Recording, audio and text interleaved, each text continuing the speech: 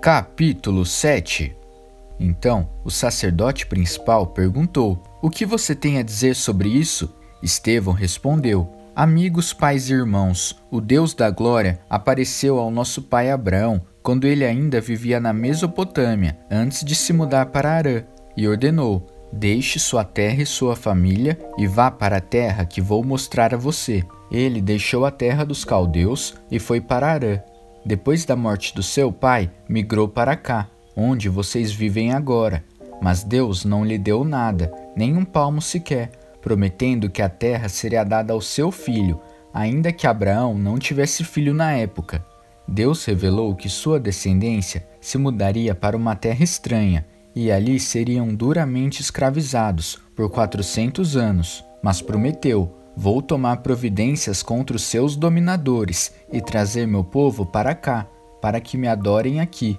Deus firmou uma aliança com Abraão e a assinou na carne do patriarca, pela circuncisão. Abraão teve seu filho Isaque, e 8 dias depois fez o sinal da circuncisão no menino também. Isaque tornou-se pai de Jacó.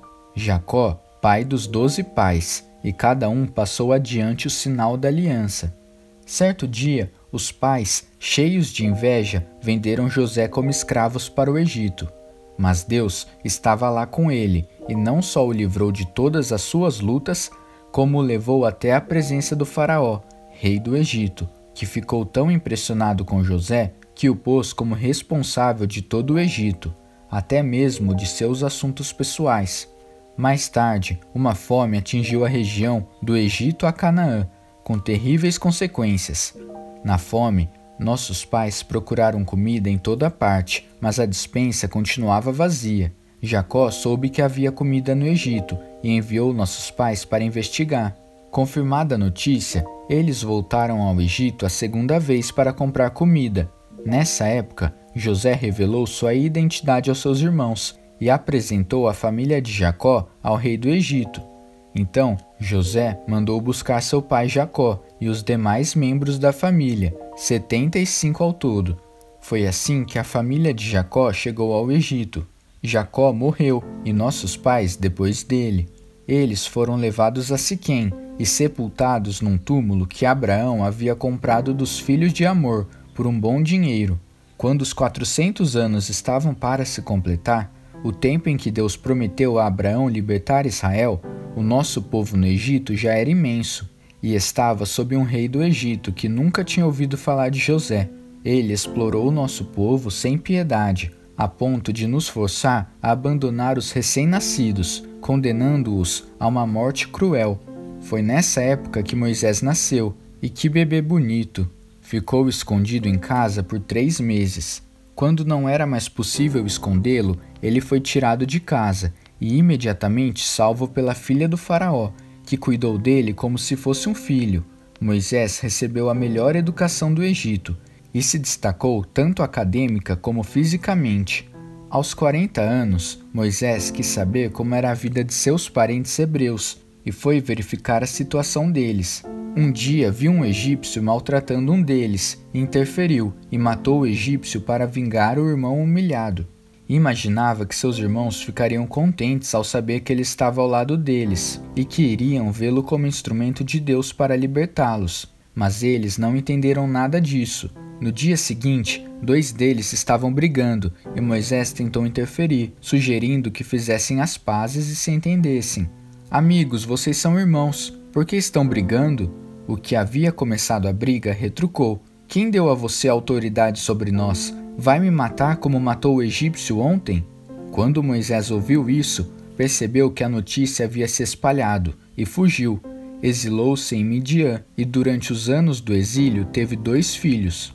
40 anos depois, no deserto do Monte Sinai, um anjo lhe apareceu num arbusto em chamas. Maravilhado com aquilo, Moisés foi conferir de perto e ouviu a voz de Deus: "Eu sou o Deus de seus pais, o Deus de Abraão, Isaque e Jacó." Morrendo de medo, Moisés fechou os olhos e virou o rosto. Deus lhe disse: "Ajoelhe-se e ore. Você está num lugar santo, em terra santa. Tenho visto a agonia do meu povo no Egito. Ouvi seus gemidos. Vim para ajudá-los. Prepare-se. eu mandarei você de volta ao Egito. E esse era o mesmo Moisés que antes haviam rejeitado, dizendo: quem deu a você autoridade sobre nós? É aquele Moisés que Deus, usando o anjo no arbusto, enviou de volta como líder e libertador.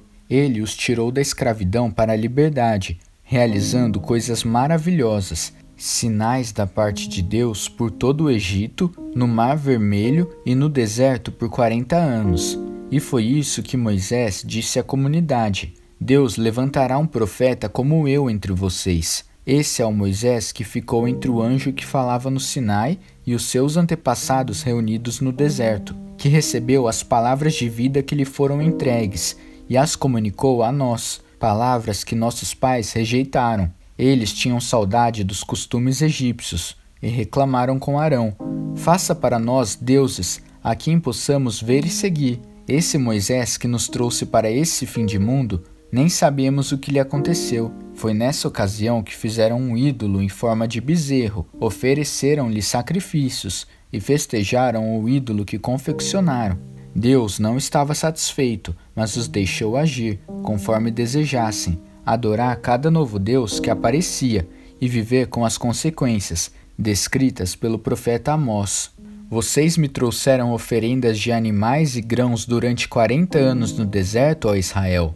Que nada, estavam ocupados demais, construindo santuários para os deuses da guerra e as deusas do sexo, adorando-os de todo o coração e com toda a força. Foi por isso que eu os mandei para o exílio na Babilônia.